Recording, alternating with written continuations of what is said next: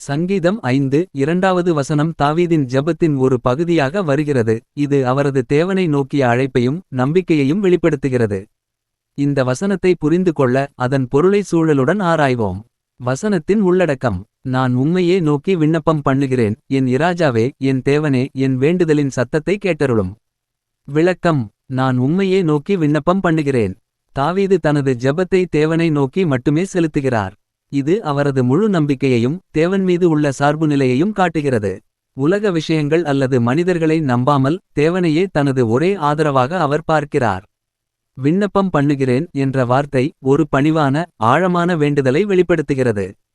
இது தாவீதின் இதயத்தின் ஆழமான அழைப்பையும் தேவனுடனான நெருக்கமான உறவையும் குறிக்கிறது. என் இராஜாவே, என் தேவனே. தாவீது தேவனை என் இராஜாவே என்று அழைப்பதன் மூலம் தேவனின் உயர்ந்த அதிகாரத்தையும் ஆளுகையையும் ஒப்புக்கொள்கிறார். இது தேவனை மன்னர்களின் மன்னராகவும் எல்லாவற்றையும் ஆள்பவராகவும் அங்கீகரிக்கிறது. என் தேவனே என்ற வார்த்தை தாவீதின் தனிப்பட்ட உறவையும் தேவனுடனான அவரது நெருக்கத்தையும் வெளிப்படுத்துகிறது. இது தேவனை ஒரு தனிப்பட்ட இரட்சகராகவும் வழிகாட்டியாகவும் காண்பிக்கிறது. என் வேண்டுதலின் சத்தத்தை கேட்டருளும். தாவீது தனது ஜெபத்தை தேவன் கேட்பார் என்று நம்பிக்கையுடன் கூறுகிறார். இது தேவனின் கருணையையும் அவரது வேண்டுதல்களுக்கு செவிகொடுக்கும் தன்மையையும் வலியுறுத்துகிறது.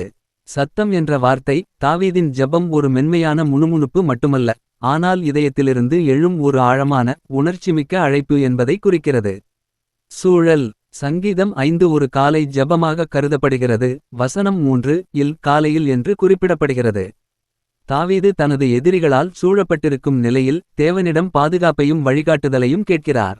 இந்த வசனம் தாவீதின் கஷ்டங்களுக்கு மத்தியில் அவரது அசைக்க முடியாத நம்பிக்கையையும் தேவனின் இரக்கத்தின் மீதான நம்பிக்கையையும் வெளிப்படுத்துகிறது. ஆவிக்குரிய பயன்பாடு: தேவனை மட்டுமே நம்புதல். தாவீது தேவனை மட்டுமே நோக்கி ஜெபிப்பது நாமும் நமது தேவைகளை தேவனிடம் முழுமையாக ஒப்படைக்க வேண்டும் என்பதை நினைவூட்டுகிறது. தனிப்பட்ட உறவு: என் தேவனே என்ற அழைப்பு தேவனுடனான தனிப்பட்ட உறவின் முக்கியத்துவத்தை உணர்த்துகிறது. தேவன் நம்மை தனிப்பட்ட முறையில் அறிந்து நமது ஜெபங்களுக்கு செவிகொடுக்கிறார். நம்பிக்கையுடன் ஜெபித்தல்: தாவீது தனது ஜெபம் கேட்கப்படும் என்ற நம்பிக்கையுடன் ஜெபிக்கிறார். இது நமக்கும் தேவனின் வாக்குறுதிகளை நம்பி உறுதியுடன் ஜெபிக்க ஊக்கமளிக்கிறது. முடிவு: சங்கீதம் 5:2 தாவீதின் ஆழமான நம்பிக்கையையும் தேவனுடனான நெருக்கமான உறவையும் வெளிப்படுத்துகிறது. இது நம்மை தேவனை முழு இதயத்துடன் நோக்கி அவரை நமது ராஜாவாகவும் தேவனாகவும் அங்கீகரித்து நம்பிக்கையுடன் ஜெபிக்க அழைக்கிறது.